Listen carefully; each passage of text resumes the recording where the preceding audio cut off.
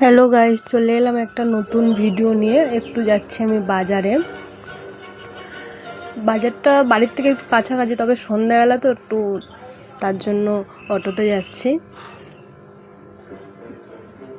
মাছ কিনতে যাচ্ছি আমি। তো এখানে দেখুন, মাছ কিন্তু কেউ কিলো হিসাবে দেয় না। ওই দেশি মাছটা যা কিলো হিসাবে দেয়। নদীর মাছগুলো দেখুন সাজানো আছে, এগুলো ভাটা হিসাবে দেয়। মাছ কিনে চলে আসলাম, ভিডিও বানাতে পারলাম না, অনেক ভিড় ছিল। একটা ইলিশ মাছ নিয়ে এসেছি। ইলিশ মাছটা 500 থেকে 700 হবে। 1 কিলো, সরি 1 কিলো হবে না। ইলিশ মাছটা 100 টাকা নিয়েছে।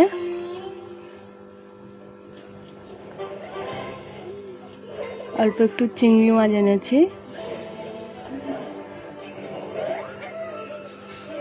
চিংড়ি মাছটা 50 টাকা নিয়েছে, যেহেতু ওজন হিসাবে দেয় না, বাটা হিসাবে দেয়।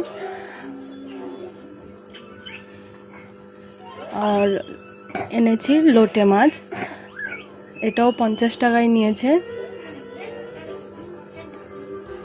কখনো বেশিও পাওয়া যায়, কখনো কম পাওয়া যায়। এই মাছটা টেস্ট বড় ছিল।